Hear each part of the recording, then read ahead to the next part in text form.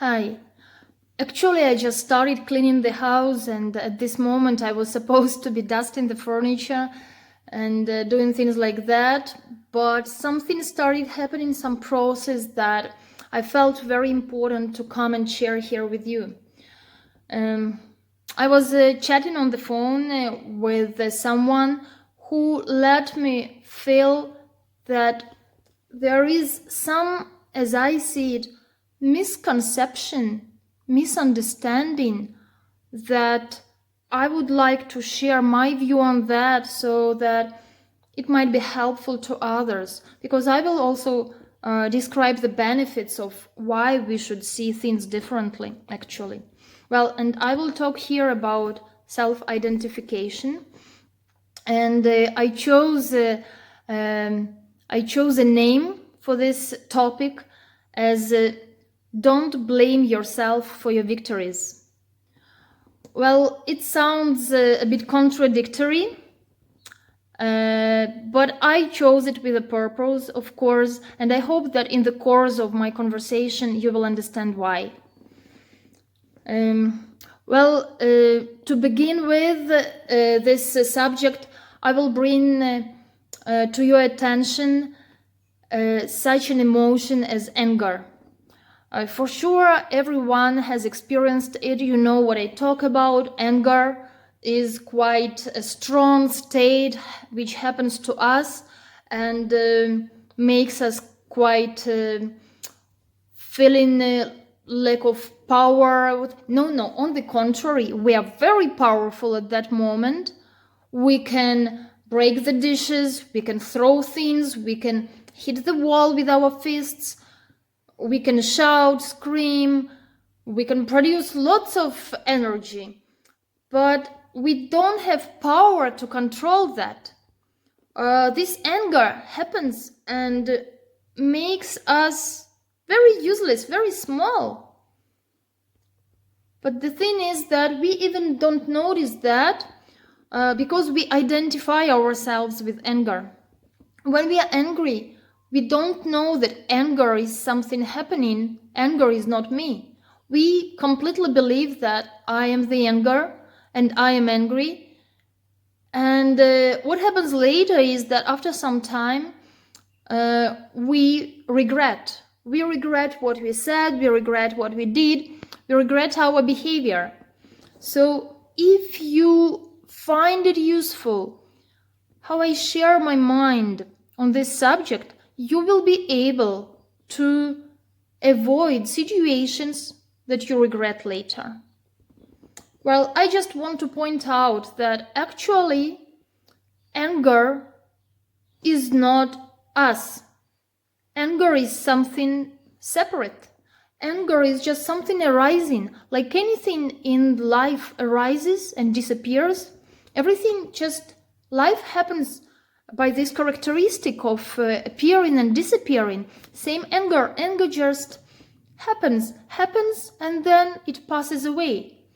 And at the moment of happening, if we identify ourselves with anger, we have no chance to escape it, because there is only me who is angry. But as soon as you understand that you are not anger, as soon as you can step aside and look at it happening, you will see it separate from you. You will see that you are independent from that emotion. It is not easy to do immediately something with it and to stop behaving with anger, because the habit of self-identification with the different states, is very strong.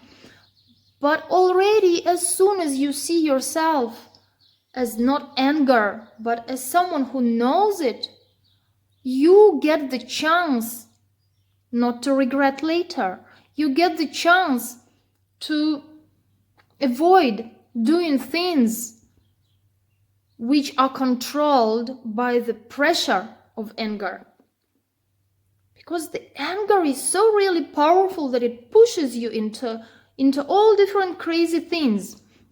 Well, then I say that we should understand we have a chance to be something else. We have a chance for different states when there is this anger, and we can see that anger is not me, then we can be in the state of surprise, in the state of embarrassment, in the state of shock, in the state of I don't know, any state, but everything is better than anger. So we can choose to be different. We have a choice at the moment when we see that anger is not me. I repeated it a few times so that kind of it doesn't skip your mind, because this is the main idea of this video. To know, just to know the happening, just to know the state, just to know the emotion, and to see that we are the one who knows, let's say like this better, rather than we are the anger. And this gives us the chance to be separate. This gives us the chance not to follow the anger. This is not easy. This is a whole great work to do, with so many situations that life will bring again and again, those lessons for us, those pieces of practice, where we will be able to master this skill of not following anger or any other emotion, any other state of mind that just by the law of nature it happens. It just appears and disappears. And then in the name of this video I talk about, don't be ashamed of your victory. No, don't blame yourself. Don't blame yourself of your victory, because actually same happens about our victories when we are proud of some achievement, when we earn a salary and then we take it as personal appraisal. I am rich, I have money, I can buy this and that. It goes much now about consumerism, that oh, I bought this car, I have this new TV set, it means that I am so good, I am so rich, I am so smart, I am so capable of changing, buying, getting.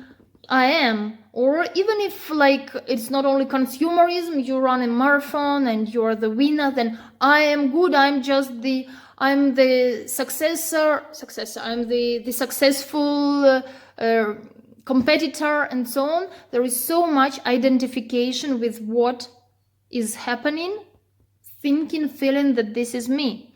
As long as you have this self-identification, even with something positive, even with any achievement, this pattern of your view on life, it works for the negative too. You feel this attachment to the happening outside as I am. You believe this is you. You nourish yourself, your emotions, your behavior, your self-presentation in the society. And then you will, in the same way, you will be attached to any state of happening with any emotional breakages. This is why we should in every situation just see that I am the one who knows the happening, but the happening is just by itself, because you should understand what happens is not you, this is just life. And this is not only yours, only your life, because all those states, they happen to everyone. This is universal experience. There is no emotion, no state that singularly belongs to you. Anger was experienced by everyone and is meant to be experienced by everyone.